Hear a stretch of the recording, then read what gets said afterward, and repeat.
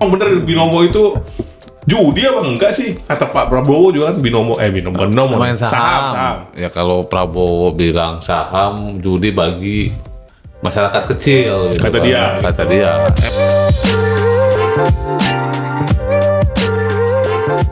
Hoi bro, Yuk, jadi yang lo kumpulin 2024 ini berapa banyak bro?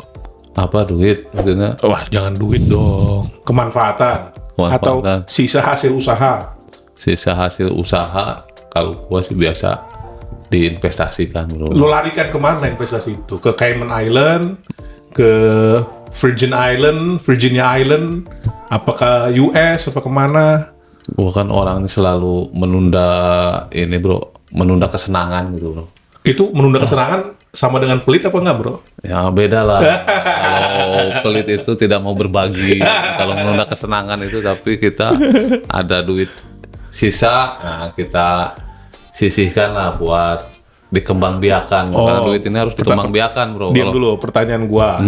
Celengan lu itu celengan plastik, celengan ayam, celengan kendi, apa gimana? Sisa Celengan. hasil usaha lu. Celengan gue celengan digital bro. Apa tuh? Berarti bang, Bang, enggak juga. lu makan dari bunga. Enggak lah, kalau bunga berapa sih bro? Setahun bunga bang? Kalau deposito 6% lah, 6% sekian, 6%. sekian gitu. Cupu bro, 6% setahun. Sun. Cupu banget bro, 6% Sun. setahun. Kalau sun, Enggak, gua. terus apa dong? Ntar gua cerita dibilang sombong Kabar lagi, buruk, gitu kabar kan. buruk. Nah, kabar buruk gitu kan. Aduh. Apa dulu? Cari apa dulu yang kira-kira 2024 dulu nih. Eh, investasi yang transisi ke 2025, apalagi kan kita kelihatannya kan US nih. Iya. Investasinya apa yang menarik? Kontrakan. Ya konvensional, gua nggak main konvensional bro. Tadi bank enggak, kontrakan enggak, apa dong? Ya gua digital yang gua maksud itu ya gua investasi di kripto. Selain kripto ya trading juga, saham, forex gitu kan. Yang gua model-model seperti itu bro. Cuma ya sulit juga ya kalau kita nggak jelaskan sama masyarakat gitu kan. Kadang Iya, kan iya. orang nggak tahu, wah katanya main judi online gitu kan. Dikiranya judi online padahal ya nggak seperti itu. Makanya kan gua sering melakukan analisa teknikal, yaitu sebenarnya gua melakukan transaksi investasi bro. Ngeliat grafik dong. Gitu. Ya, kalau gua melalui analisa teknikal, Iya, jadi iya. perlu menganalisa melalui pergerakan grafik gitu. Iya. Gua inget gak lo tahun 2023? Itu kan lagi tenar, kayaknya 2023 ya? Dapat 2022 ya? Binomo. 2022 ya. 23 ya? 22. Ah, 2023 Ya, itu lah ya pokoknya. lah segituan lah. Pak. Binomo kan. Anak gua kan lagi tenar itu binomo ya bro. Terus gue bukalah sekuritas gua. Ya. Kata anak gua, ayah jangan main binomo dong. Binomo ditangkap ada polisi katanya. Oh, mungkin karena ada grafik-grafiknya kali ya. Nah, ininya Apa? berapa pas keluar buka itu sekuritasnya. Terus ada angka-angka Ada gitu kan, angka-angkanya. angka. Kan gua nggak buka grafik, gua nggak bukan anak teknikal Oh, gua. bisa tahu binomo gitu. Kan waktu itu gitu. ini iklan-iklannya Indra Oh, Kents. yang Budi Setiawan. Budi Setiawan. Yang apa tuh slogannya tuh? Apa? 1000 orang. Kayak itu kayak. 1000 orang tidak tahu apa gitu. Yang zaman AI masih kaku banget. Iya. Green screen masih kaku banget kan. Iya. Rambutnya bob. Begitu kayak kaseto. Iya, yang ada cewek-cewek bule gitu. Ya kan? Jangan main binomo kata dia. Emang bener binomo itu judi apa enggak sih? Kata Pak Prabowo juga kan binomo. Main saham. Ya kalau Prabowo bilang saham judi bagi masyarakat kecil gitu Kata kan. dia, Kata gitu. dia. Emang ada sisi benarnya, maksudnya gini kalau kita telah secara filosofis kenapa Pak Prabowo bilang saham ini judi untuk masyarakat kecil. Iya. Karena kebanyakan masyarakat kecil itu selalu rugi, bro. Nah, alasannya kalau gua menganalisa itu dari sisi Ini psikologis. investasi lo saham berarti ini ya? Ya saham ada, gua kan dipisah kan. Saham ada di Berarti bukan main judi lo ya? cryptocurrency bukan gitu. Terus? Nah, jadi yang tadi menyambung dari filosofi yang disampaikan Pak Prabowo ini kan mengandung filosofi nih. Kenapa orang kecil kalau main judi, kalau main saham itu kayak judi Judi. gitu. Jadi gini bro, itu ada filosofinya bro. Jadi filosofinya itu kenapa masyarakat banyak rugi di trading saham karena filosofinya kalau yang namanya trading itu harus benar-benar kita menggunakan uang yang nggak terpakai itu, istilahnya sih uang dingin lah gitu. Nah kalau kita masih menggunakan uang yang tidak terpakai, Ya. itu nanti akan mempengaruhi beban psikologi si trader itu sendiri. Ya, Misalkan Tiba-tiba masuk. tiba-tiba uang pas-pasan nih masuk 5-10 juta lah misalkan. Nah di situ kan dia pasti berharap psikologis ini pengen cepet-cepet harga saham naik kan. Hijau, Kan pengen hijau. ya keuntungan saham itu kan kalau ada kenaikan harga gitu Iya, kan. iya. Nah tiba-tiba pengen hijau, nah begitu dia beli terus sahamnya turun dikit, Ya. akhirnya dia cemas, Ya. jual gitu Ya. kan. Setelah jual ternyata naik sahamnya. Nah, Ya. itu balik lagi ke masalah psikologi karena kunci dari investasi atau trading itu ada di psikologi bro. Ada istilah psikologi trading gitu. Salah satunya yang paling kuat itu psikologi kita harus kuat juga gitu. Berarti kan ya tadi harusnya uang dingin. Mungkin juga ini Iya. nggak melakukan analisa juga kali bro, secara fundamental maupun teknikal bro. Justru Tidak itu. melihat MA, bol apa nggak tahu juga. Nah, ini kan jadi kalau dalam trading itu kan ada namanya psikologi trading, money management.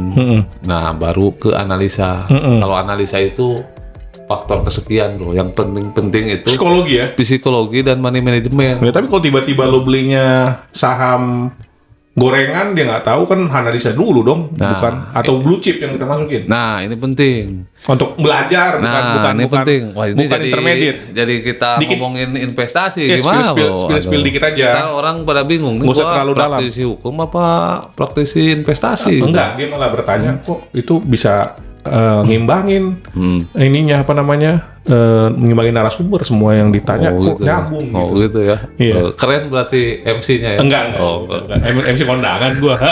Hostnya keren. Hostnya. Terus Jadi gini, sebelum kita melakukan transaksi, ya anggaplah di saham, kita harus memposisikan diri kita ini mau jadi trader apa mau jadi investor. Oh. Tujuan kita nih mau jadi apa sih? Kita melakukan transaksi saham ini. Tujuan awal harus ditentukan dulu. emang lu berkaca sama temen lu kayak gimana sih? Ini bukan berkaca karena pengalaman gua kan udah bertahun-tahun kan, Iya. udah cukup lama gua di dunia investasi, apalagi saham gitu kan.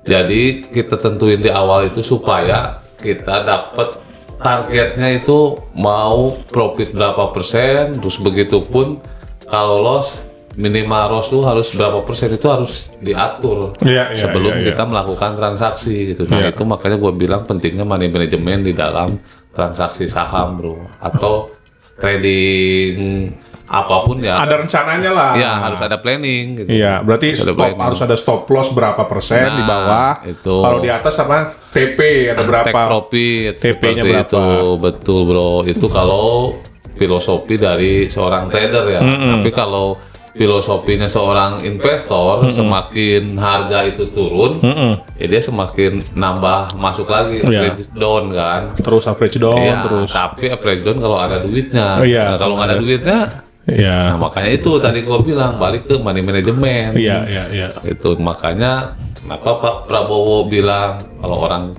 kecil masyarakat biasa main saham itu pasti rugi karena dianggap judi ya, karena psikologisnya yang stabil dan nggak ada money management. Oke. Money management ini harus ada uang yang besar bro kalau bisa kita mau mengatur money management ya. Kalau uang pas-pasan ya gimana kita mau membagi investasi kita. Iya, iya, iya, iya. Tapi masih menarik sih bro saham ini. Ya, Padahal masih- ada Bitcoin, ada cryptocurrency, kripto.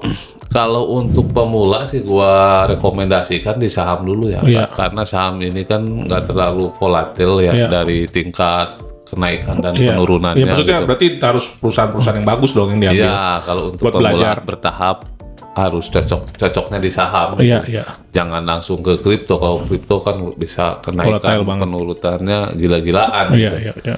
Iya bisa sampai 90% bahkan bisa sampai hampir 0 kan. Iya, ribuan persen bahkan bro. Kalau kripto itu kenaikan. Naiknya bisa. Iya. Naiknya apalagi sekarang momentumnya lagi Iya. bagus. Naik bisa ribuan persen, turun nggak bisa ribuan persen bro. Ya, kalau yang kripto baru bisa Enggak, bro. ribuan juga, bro. Tahu nggak kenapa nggak bisa ribuan persen? Turun. Kenapa? Karena kalau turun 100% itu udah 0 bro. Gimana sih ceritanya lu turun? Iya kan turunnya bertahap gitu.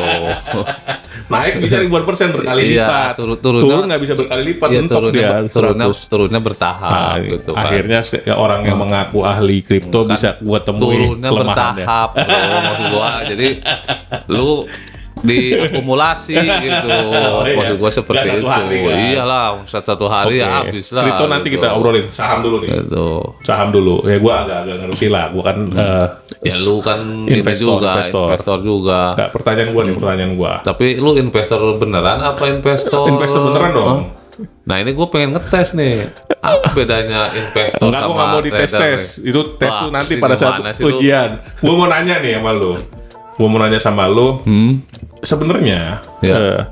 bursa saham kita ini kan kecil ya bro ya. Iya, iya. Dan pertama tadi terlalu banyak aturan, nggak volatile lah. Sebenarnya buat trader tuh kayaknya kurang menarik juga. Ya kalau saham Iya. Indonesia buat trader kurang menarik. Terus buat yang nyari multi bagger juga kayak nyari Ya nyari jarum jarum dalam gitu bukan ya. jerami. Ya. Masih nunggu psikologis ada yang masuk orang-orang gede baru bisa Iya, iya. terbang deh ya. Karena gue gini perasaan gue. Setelah gue tahu nih IPO perusahaan-perusahaan di Indonesia ini Iya. bukan IPO perusahaan bagus bro.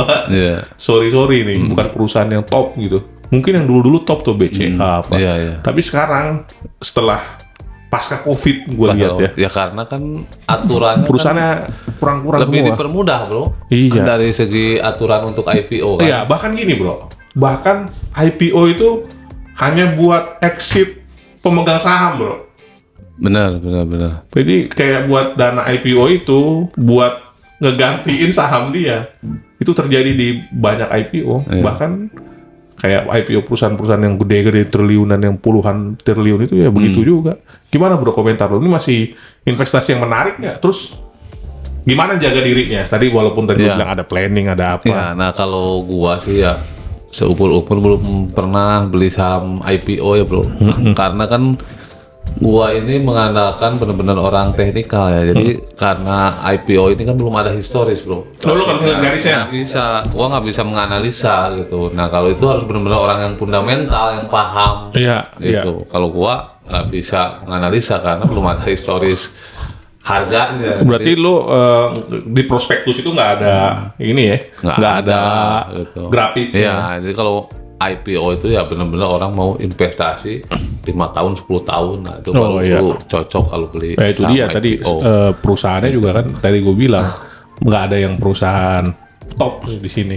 Bahkan banyak perusahaan-perusahaan top itu going private jadi malah bukan go public. Jadi tadi akhirnya dibuat buat exit sama orang-orang yang memegang saham. Iya. Ya banyak lah kasusnya. Terus gini lagi bro, Hmm. kalau disuruh memilih nih Iya. untuk yang pemula, investor pemula, bagaimana kita meyakinkan bahwa ini bisa untung atau salah mindset? Karena investasi kan jujur ya, lu kan mau investasi, namanya investasi mau bertumbuh dong. Iya, iya. Habis itu lu ngomong lagi tadi, ya ini harus ada planning, harus ada apa. Sedangkan kita orang-orang yang sibuk nih, Iya. mau investasi yang sebesar-besarnya tentu, Iya. tapi waktu kita sempit, yang sekecil-kecilnya untuk usaha. Gimana? Untuk mempraktekkan di saham ini dengan hal tersebut dapat gain yang besar, tapi usaha yang minimal. Gitu. Bisa nggak? Ya nggak bisa lah, karena gini ya, kalau investasi, trading, itu yang paling utama itu jam terbang bro, pengalaman. Trading maupun investor. Iya, benar. Karena apa? Karena dengan jam terbang itu psikologi kita akan semakin teruji gitu kan, terus kita akan lebih bijak lagi dalam mengambil keputusan. Karena yang menentukan itu kan keputusan kita, apakah kita akan tetap melakukan investasi dengan sesuai target kita atau akan kita cut di awal. Itu kan semuanya itu yang bisa menentukan hasilnya itu jam terbang gitu. Jadi nggak bisa instan gitu. Karena sebagus apapun orang tersebut dikasih materi pemahaman mungkin itu buat basic doang, tapi ujung-ujungnya kembali lagi ke jam terbang, pengalaman. Jadi nggak ada resep rahasia. Nggak ada resep semuanya rahasia, berarti bro. gini, investasi Pasti harus ngalamin dulu berdarah-darah, bro. Berarti investasinya saham ini jangan langsung masuk gede dong. Jangan masuk Berarti gede ini dulu. juga, berarti ada tips juga nih tambahan yang dari gua tangkap dari lo. Investasi yang diperlukan pertama investasi di saham ini khusus ya. Kripto nantilah. Investasi waktu untuk belajar. Iya, Yang kedua investasi pengetahuan. Nah, itu. Baru selama setahun mungkin kalah dulu atau menang dulu banyak baru kita bisa the real investasinya nanti dinikmati di tahun-tahun berikutnya.